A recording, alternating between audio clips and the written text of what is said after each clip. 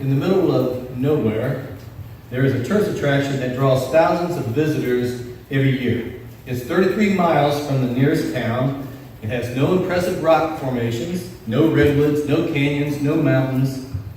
It's just a government survey marker designated a point where 4 states meet. There's Arizona, Utah. You can move to that next slide. All There we the go. slides are black and white. What? I Really? didn't see anything. That's odd. Okay. Yeah. I mean, I'll just have to tell you that. Okay, yeah. I'll try to. All right. But yeah, there's 4 states that meet there: Arizona, Utah, Colorado, and New Mexico.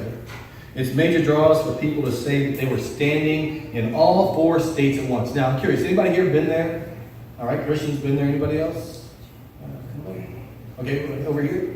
All right. So it's kind of neat. I've never been there, so I don't know, but I hear people kind of trying to make sure they straddle all 4 states all at the same time to say that they were in 4 states at one time. All right. When actually they were just in one little place. You see, the fact that we have bodies limit us. You know, how tall we are determines what we can see when we're in a crowd. Okay? I always see a whole lot more than Karen. All right? She's always having a hard time seeing when we get in the crowd. She doesn't know what's going on. And so I have to tell her what's going on a lot of times. Our body mass determines how much water we displace when we get into a pool. For some of us, it's quite a bit.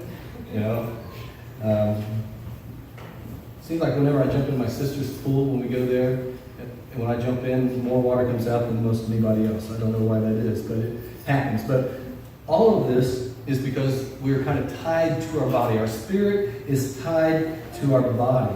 And God has done this kind of to limit us being present where we are. Think about that. You are here today and you're nowhere else. Right? You're not anywhere else. You're just right here today. And yet God, I'm going to do that. Okay. All right. Yet God, who is Spirit, is able to be completely present everywhere at the same time. Think about it. He's able to be completely present everywhere at the same time. And the word that we use to understand that is the word omnipresent. Okay, omnipresent. Now that word, that prefix omni, basically means all. Okay, it means all. So he's all present. But someone has said that a better way to say it might be to use the phrase limitlessly present. Limitlessly present. See, we are limited in where we can be present at. God is not. He is not. There's no limit to God's presence. He doesn't have a body to limit him. And so he is everywhere all the time. In John 4, Jesus meets a woman at the well.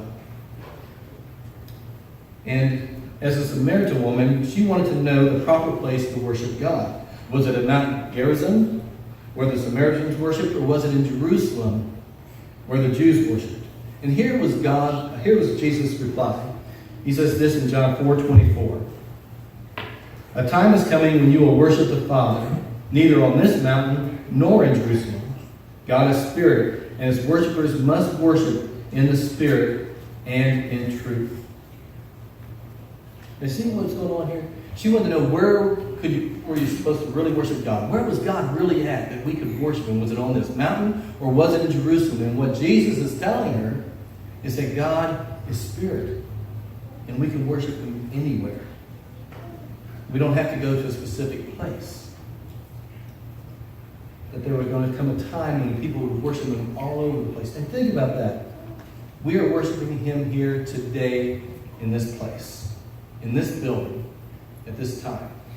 But around the country, there are thousands of churches that are meeting at this exact time as well.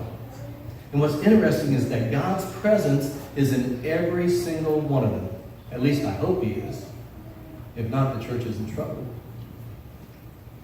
But every place where people come together, where God's people come together to worship, he is there. Every place. And he's completely there. Not just a part of him, but he is fully present at each place. But not just in all these places, he is also fully present in all places, past, present, and future. Think about that. God is present not only in a space, but in time. When we look at God and we wonder how He can know everything, how He can know what's going to happen in the future, because He is present, not just in a particular place, but also present in all of time. Theologians call that God's immanence. There is no place or time that God is not present. He is fully as present in North Korea with our Christian brothers and sisters there who are going through terrible persecution, as He is fully here with us right now. As He is fully with us day in and day out. And think about this, He's also fully present at Jupiter. And also beyond, as far as we can see with the Hubble telescope, God is still present there. Wherever anything is, God is present. Now, similarly, but yet He is distinct from His own creation. He is distinct from His own creation. Now, there are some religions that teach that we and all of creation are a part of God. That we're tiny pieces of God. And if that were true, then we could worship one another because we're all God. But that's not what the Scripture teaches us. Paul said this in Acts 17, verse 27 and 28. He said this, God did this so that they would seek Him and perhaps reach out for Him and find, though He is not far from any of us, for in Him we live and move and have our being. Get that last part? For in Him we live and move and have our being. God, we are within God, but we are not part of God. Does that make sense? You know, He is still distinct from who we are. We aren't just little tiny pieces of God. The world is not just God, but God created it all. And that's what we kind of been talking about the last few weeks. Transcendent. Existing apart from the material universe. That's what God is. He exists apart from the material universe. Remember we talked about how He is the creator, but He is not creation, that He is distinct from His creation. And so we exist within His presence, but we are separate from Him. But the sad thing is, we aren't always aware of His presence. Sometimes there's no doubt that God is present. Sometimes in worship service, you just know that God is here. There's no doubt about it. You just kind of feel His presence, His Spirit moving. And other times, there are maybe times where you just know God's presence is there. You can see it, you can feel it. But then there are other times where we wonder where He is. You know, we're going through a difficult time. We just wonder, where's God at in this? And we look at things that are happening around our world, and we just wonder, what are you doing, God? Where are you? Why aren't you here to help? Why aren't you here for your presence to be known and felt? But like Paul said, He is not far from us. He is always with us. Always with us. Now, during my study this week, I came across something that kind of made me scratch my head for a moment. And that was, someone said that God's presence is even in hell. And I struggled with that for a moment because I'd always thought, and I think probably taught, that hell is the absence of God's presence.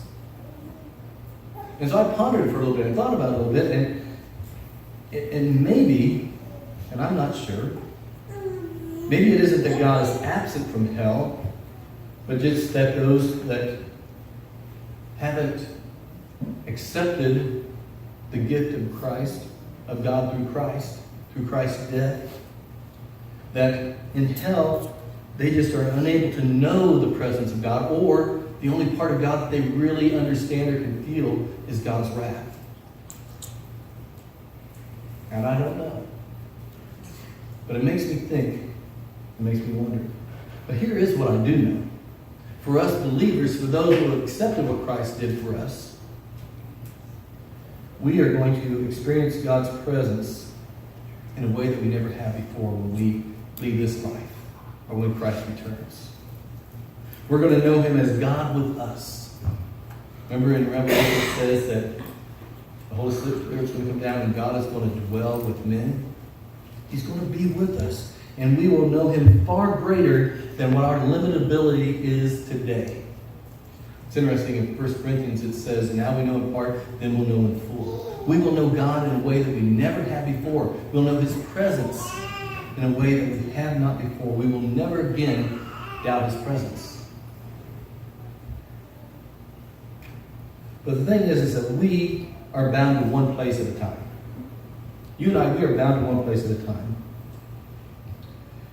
Years ago, people would be born, and then they would die probably within a few miles of where they had been born. You know? They didn't get out very much. They didn't go very far. It's interesting. I even have heard about people in Brackley County who not too many years ago would only go to Maysville maybe once a year. And that's as far as they ever went. You know? Once a year. I don't know about you, but I've sometimes been to Maysville twice in one day. Not because I wanted to, but because I had to for some reason. But you know, I can't imagine that. But people just didn't get out too much. And so basically their knowledge was limited to what their group in that area needed. And what else is true is that maybe they had knowledge that never got out beyond their little area. Knowledge that, you know, some kind of philosophical thought or whatever that nobody ever knew about because it never got out except among their little area. But wow, how that's changed. That has really changed, especially in the last few years. We are a very mobile society now. You know, we move all over the place. We go all to a lot of different places. And it's amazing what we can do. And what's interesting, we even now take college courses from a college that is far away as we can think about. I'm just curious, anybody here ever taken any courses from the University of Phoenix? All right. Phoenix is quite a ways from here, isn't it? Yes. But you've taken it online, right? My sister, I think, even got her master's through the University of Phoenix. And so we do those types of things. News from distant places is transmitted to us almost live. And I say almost because there's a few seconds or so where there's a delay from when it comes to around the world. But you know, we watch things almost live today that people would have never even heard about. You know, sometimes I wonder if that's why we think our world is so much worse, because we see it live now when we used to just get it, you know, after the fact and just a few things. But now we see everything all the time. And then there's a thing called Skype or FaceTime. You know, it's one of those things that we really like in our house, because we have children that live in Lancaster, Pennsylvania, and one that lives out near Seattle, Washington, and we don't get to see them that often. You know, and I remember when I was first got married, we lived about 5 or 6 hours from my parents. You know, we didn't talk to them very much at all. But that's back when you had just the local phone, and you know, you had to call long distance, and it cost you for every minute you talk. And so we talked about maybe once a month, maybe, and we hardly got to go see them very often, a couple times a year. And so it was different. But now we get to watch our granddaughters grow up, because we see them on Skype, and they send us videos all the time. And so I get to see things about my grandchildren that my mom and dad never got to see with my children. And it's almost like being there. Almost. But because God is present everywhere, he's able to know all. Think about that. God knows everything. He knows all that is going on. He knows everything, that all the knowledge that there is, he knows it, because he is the author. And he is able to communicate with everyone at once. That's the important thing, I think. You remember that scene in Bruce Almighty? I don't know how many of you ever saw that movie. But Bruce Almighty, Jim Carrey, is given the responsibility of being God for a short period of time.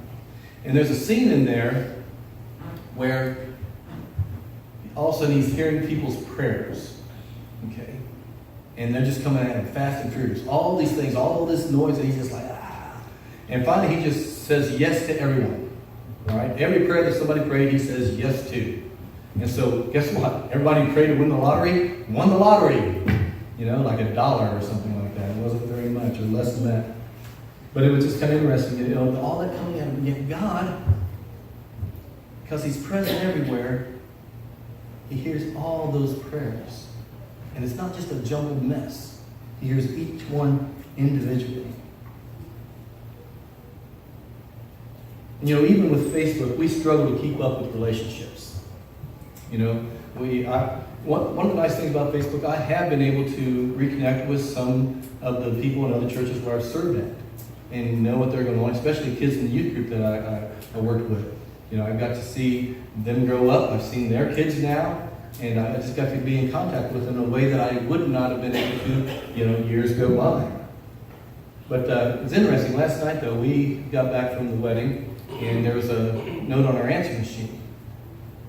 And it took us 2 or 3 listens because couldn't quite understand it for some reason, but found out it was a couple by the name of Scott and Janet Ackman. They were in our youth group in Oblong, Illinois. And they dated through high school, and I married them, and they've had children, and I think their children are now, I'm not sure, but they may all be out of the nest now. I don't know. It's hard to make me feel old. But they called, and I guess they were in Moorhead, Kentucky, and were wanting to try to get in contact with us, but we kind of missed that back and forth. But, the thing is it's hard to keep up with relationships that are distant. And so we have a hard time maintaining those relationships. My roommate in college, we still talk once in a while, but, it's still hard to keep up a real relationship with each other because our lives are going so many different directions. But here's the thing. God can maintain infinite relationships. He is present with each and every one of us, not from far off, but from right here with us. And so he can maintain those relationships when we ourselves cannot do that. You see, we can never fully be present everywhere. We can't even be fully present in 2 places. Have you ever tried to carry on a conversation with somebody that you're with and also try to text somebody else at the same time? Somebody's wanting to have a conversation with you, a text back and forth. It's hard to even keep that up. 2 at the same time, because your mind's over here when you're thinking about texting, and then you got this over here, and so you're just kind of divided. You can't really be present with either person because you're divided there. But God can be fully present with all of us at the same time. So I guess the question is then, how does this knowledge help us live out our faith? Knowing that God is fully present everywhere at the same time. How does it help us live out our faith? Well, the first thing, I think, is that we should be more vigilant about sin. We should be more vigilant about sin. What do I mean by that? Well, when we forget that God is here with us, it makes it a lot easier for us to give in to temptation. When we're not thinking about God being right here beside us, it's harder. I've heard people say, boy, I just wish Jesus would be right here with me because then I wouldn't give in to sin so much. Guess what? He is.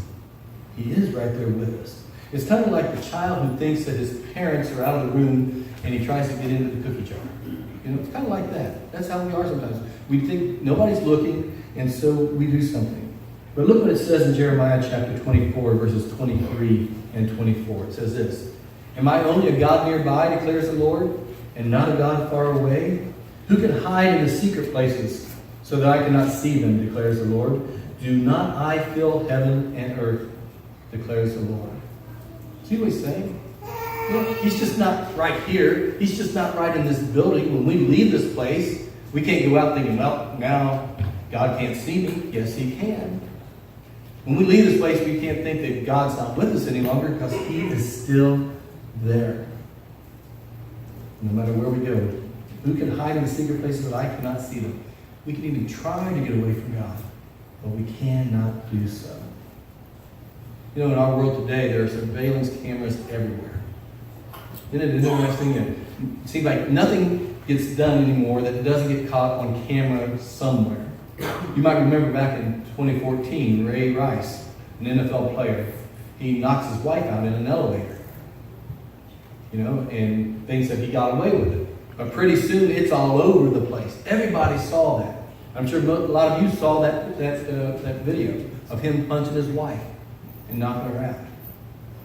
And we think that we can't be seen. Guess what? In this world today, there's cameras everywhere, and we can be seen. But guess what? God sees not just what a camera catches, but he sees all things since he is everywhere. You think no one saw you take that money? God did. You think no one saw you look at that website? God did. You think no one saw you fudge on your expense account? God did. Think no one saw you slip that phone number to that waitress? God did. Think no one saw you take those pills? God did. You see, because of this, every sin is first a sin against God. David in Psalm 51 wrote these words. He says, "Against you and you only have I sinned and done what is evil in your sight. So you are right in your verdict and justified when you judge." Now, I want you to understand when he wrote this.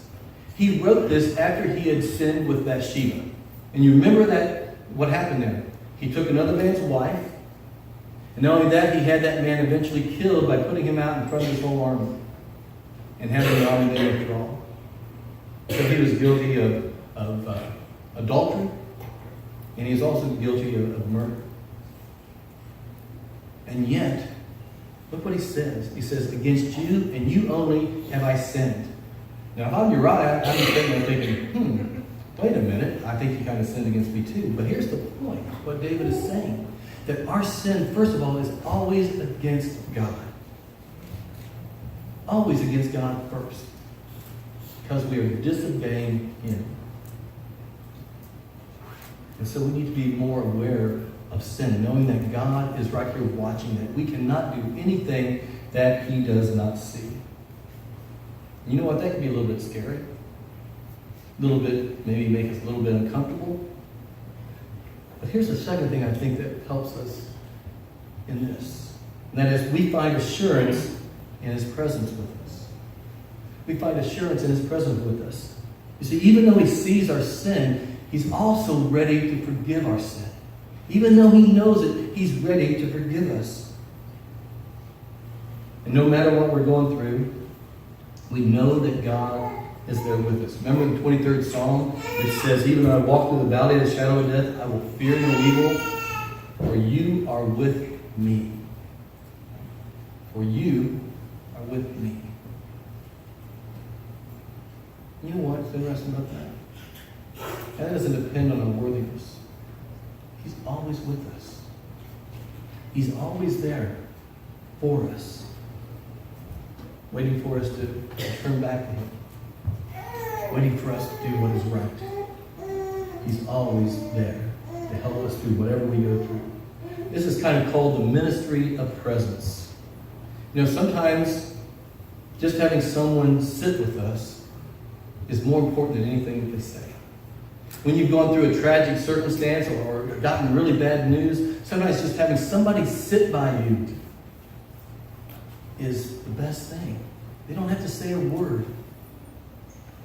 I remember when I was growing up, we had a dog named Bessie. And Bessie was my best friend at times. When I was feeling frustrated, when I just felt disappointed, when I just felt really low, I'd go out on the back porch and sit there with good old Bessie. Bessie didn't say a word to me. She didn't do anything, just kind of sit there. But it was such a great presence for me at that time.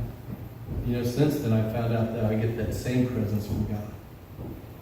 That when I'm struggling, when I'm low, when I'm disappointed, I know God is right there. And His presence gives me peace. His presence gives me encouragement. It gives me strength, knowing that He is always there. In Deuteronomy 31:8 it says this, "The Lord Himself goes before you and will be with you. He will never leave you nor forsake you. Do not be afraid. Do not be discouraged." See, that's the thing.